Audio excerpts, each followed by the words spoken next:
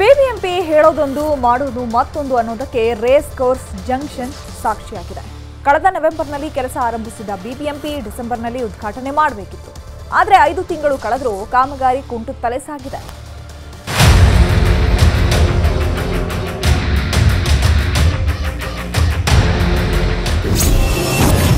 Race course junction ಕಾಮಗಾರಿ ವಿಳಂಬ.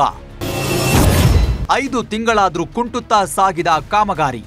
Race course junction ಕಾಮಗಾರಿ ಮತ್ತೆ ವಿಳಂಬ ಆಗಿರುವಂಥದ್ದು.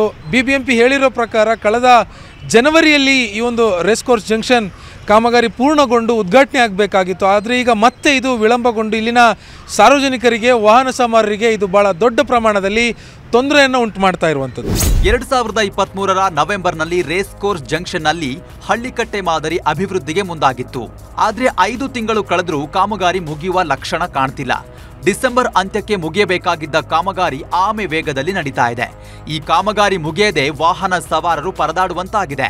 ಈ ಕಾಮಗಾರಿಗಳು 3-4 ತಿಂಗಳಿಂದ ನಡೀತಾ ಇದೆ. ಇದು ಯಾವಾಗ ಪೂರ್ಣಗೊಳ್ಳುತ್ತೆ ಅಂತ ಗೊತ್ತಿಲ್ಲ. ಸಮಸ್ಯೆ ಆಗ್ತಾ ಇದೆ. ಇಲ್ಲಿ ಪಾರ್ಕಿಂಗ್ ಜಾಗ ಪಾರ್ಕಿಂಗ್ ಪ್ರಾಬ್ಲಮ್ ಆಗ್ತಾ ಇದೆ. ಈ ಕಡೆಯಿಂದ ಗಾಡಿ ಜಾಮ್ ಆಗುತ್ತೆ, ಫುಲ್ಲು ಟ್ರಾಫಿಕ್ ಜಾಮ್ ಎಲ್ಲ ಆಗ್ತಾ ಇದೆ. ಈ ಸೈಡ್ ಬಂದ್ಬಿಟ್ಟು ಆಕ್ಸಿಡೆಂಟ್ಗಳು ಎಲ್ಲ ಆಗುತ್ತೆ. ಪಾರ್ಕಿಂಗ್ ಪ್ರಾಬ್ಲಮ್ ಆಗಿದೆ ಸರ್. ಇಲ್ಲಿ ಜನವರಿ 1ನೇ ತಾರೀಕು ಓಪನ್ ಅಂದರು. ಇಲ್ಲಿ ನೋಡಿದ್ರೆ ಕೆಲಸ ಆಯ್ತಾ ಐತೆ. ಅದೇ ಸರ್, ನಾವಿಲ್ಲೇ ಅದೇನೆ ಡಿಲೇ ಅಂದರೆ ಅವರು ಮತ್ತೆ ಕೆಲಸ ಮಾಡಿಕೊಂಡು ಹೋಯ್ತಾ ಹೋದೆ. ಒಟ್ಟು 16 ಜಂಕ್ಷನ್ಗಳನ್ನು ಇದೇ ಮಾದರಿಯಲ್ಲಿ ಹೈಟೆಕ್ ಆಗಿ ಅಭಿವೃದ್ಧಿಗೆ ಪಾಲಿಕೆ ನಿರ್ಧರಿಸಿತ್ತು. ಈ ಪೈಕಿ 3 ಈಗಾಗಲೇ ಸುಸಜ್ಜಿತವಾಗಿ ನಿರ್ಮಿಸಿದೆ. ಆದರೆ ಈ ಒಂದು ಜಂಕ್ಷನ್ ಕಾಮಗಾರಿ ಮಾತ್ರ ವಿಳಂಬ ಆಗ್ತಿದೆ. ಈ ಸರ್ಕಲ್ನಲ್ಲಿ ಹಳ್ಳಿಕಟ್ಟೆ ಮಾದರಿ ನಿರ್ಮಿಸಲಾಗ್ತಾ ಇದ್ದು ಪಾದಚಾರಿಗಳಿಗೆ ಅನುಕೂಲ ಆಗುವಂತಿದೆ. ಆದರೆ ಕಾಮಗಾರಿ ಮುಗಿಯದೆ ಸಮಸ್ಯೆ ಹೆಚ್ಚಾಗಿದೆ.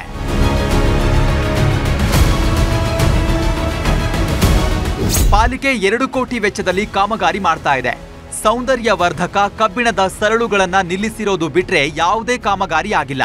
ಲೋಕಸಭಾ ಚುನಾವಣೆ ಕಾವು ಏರ್ತಾ ಇರೋದ್ರಿಂದ ಕಾಮಗಾರಿ ಮತ್ತಷ್ಟು ವಿಳಂಬ ಆಗುವ ಸಾಧ್ಯತೆ ಇದೆ. ಬೇಸಿಗೆಯಲ್ಲಿ ರೇಸ್ ಕೋರ್ಸ್ ಅಂಗಳದಲ್ಲಿ ಬೆಂಗಳೂರು ಡರ್ಬಿ ಆರಂಭವಾಗಲಿದೆ. ಈ ವೇಳೆ ಲಕ್ಷಾಂತರ ಮಂದಿ ಇಲ್ಲಿಗೆ ಬರಲಿದ್ದಾರೆ.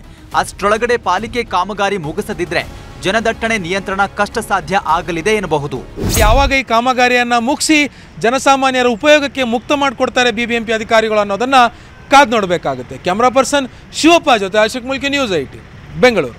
ಕನ್ನಡಿಗರ ನೆಚ್ಚಿನ ನ್ಯೂಸ್ 18 ಕನ್ನಡ ಈಗ ವಾಟ್ಸ್ಆಪ್ನಲ್ಲೂ ಲಭ್ಯ.